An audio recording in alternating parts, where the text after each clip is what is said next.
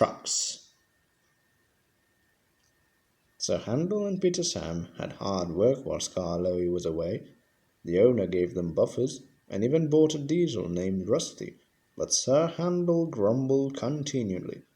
One day Gordon saw him shunting and laughed. "My controller makes me shunt," Sir Handel said sheepishly, "and takes trucks to quarries too. I'm highly sprung and I suffer dreadfully." "Our controllers don't understand our feelings," sympathized Gordon. "Now, if you were ill," he winked, "you couldn't go, could you?" "Good idea," said Sir Handel. "I'll try it." "I don't feel well," he groaned next morning. There wasn't time to examine him then, so some of the trucks were coupled behind Peter Sam's coaches, and Rusty promised to follow with the rest. "Hehehe," sniggered Sir Handel, but no one noticed. They were all too busy. Peter Sam didn't mind the extra work. He left his coaches at the top station and trundled cheerfully through the woods. The trucks chattered behind him in an agitated way, but he paid no attention. It might have been better if he had. Slates come from quarries high up in the hills. They travel down in trucks on a steep railway called an incline. Empty trucks at the bottom are hitched to a rope. Loaded ones at the top are hitched to one another. By their weight, loaded trucks run down the incline, pulling up empty ones.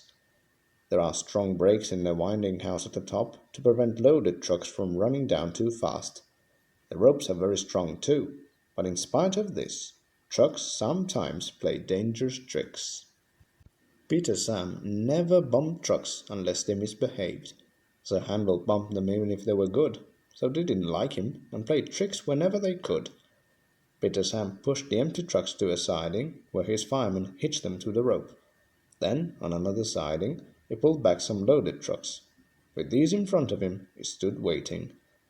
More loaded trucks stood at the top of the incline, ready to come down. They couldn't see Peter Sam.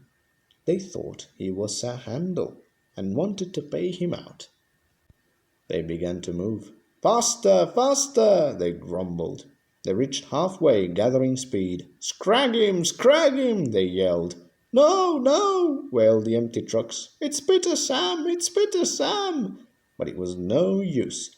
The loaded trucks were straining at the rope. They broke it with a crack. "Hurrah! Hurrah!" they roared, hurtling down the hill. Peter Sam heard them. He shut his eyes. His driver and fireman crouched in his cab. The crash jerked him violently backwards. "Ouch!" he shivered. "I didn't expect a cold bath." The water poured from a channel smashed by flying slates. It was soaked from funnel to cab. "Beep, beep," he spluttered, and was glad when he heard Rusty's answering toot. "Bust my buffers!" exclaimed Rusty. "What a mess!" "Never mind, Peter Sam, we'll get you out." He soon pulled him away from the water and the trucks. Peter Sam felt battered. His funnel was cracked and his boiler dented, but he was glad his driver and fireman were unhurt. He thanked Rusty and limped slowly home. Rusty stayed to help clear the wreckage. "I'm sorry about your accident, Peter Sam," said Sir Handel. "I always stand well back. Trucks don't like me, you see. Why didn't you warn me?" "I didn't think." "You never do," said a stern voice. "You can start now while you are doing Peter Sam's work as well as your own. That will teach you to pretend you are ill." Sir Handel did start thinking. He thought about thing controllers, and he thought about Gordon. He wanted to give Gordon a piece of his mind.